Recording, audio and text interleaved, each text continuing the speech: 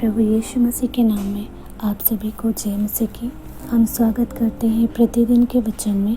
और आज का वचन जो हमारे लिए लिया गया है वह मत्ती रचित सुसमाचार की पुस्तक उसका 10वां अध्याय और उसका 30 पद, जिसमें इस प्रकार लिखा है, तुम्हारे सिर के बाल भी सब गिने हुए हैं। परमेश्वर का धन्यवाद हो इस वचन के लिए। प्रभु आप सबको आशीष दें।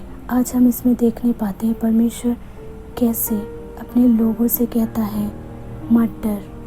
परमेश्वर ने वचन में अपने इस कलाम में कितनी बार कहा है कि मत डर। हमें किसी के से डरने की ज़रूरत नहीं है, हमें किसी इंसान से भी डरने की ज़रूरत नहीं है।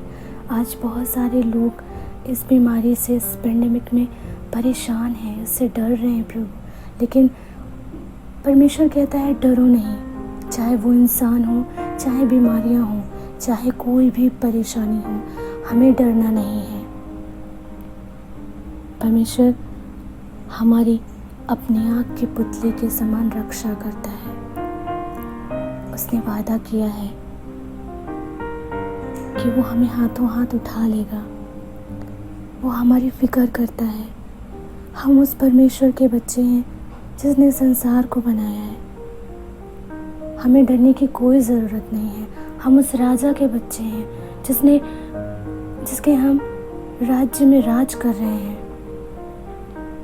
मेरे प्रिय भाई बहनों, मैं जानती हूँ और आप भी जानते हैं, इस समय बहुत सारे लोग परेशान हैं,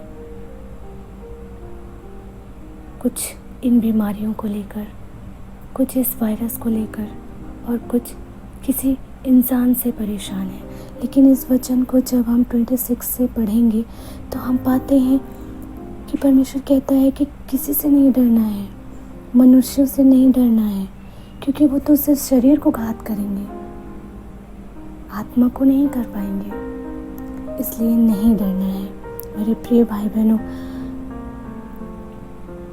अपने उस परमेश्वर को जिसने आपको बचाया, जिसने आपको इतने दिन तक इस धरती पे जीवित रखा, आप उसकी ओर निहारें, आप उससे प्रार्थना करें, आप उसकी हर एक बात को मानिए, सुनिए, घुटनों पे जाइए। परमेश्वर आपसे बात करेगा। संसार हमारा कुछ नहीं कर सकता, मनुष्य हमारा कुछ नहीं बिगाड़ सकता। ये बीमारियाँ, परेशानियाँ, जीवन में जो तकलीफ़ें हैं, इनको परमेश्वर दूर कर देगा। इनसे हमें डरने की ज़रूरत नहीं है। ये सब सिर्फ और सिर्फ हमारे शरीर को नुकसान पहुंचाएंगे, लेकिन हमारा आत्मा कोई नहीं छीन सकता। तो हमें अपने आत्मा की चिंता करनी है। हमें किसी से नहीं डरना है।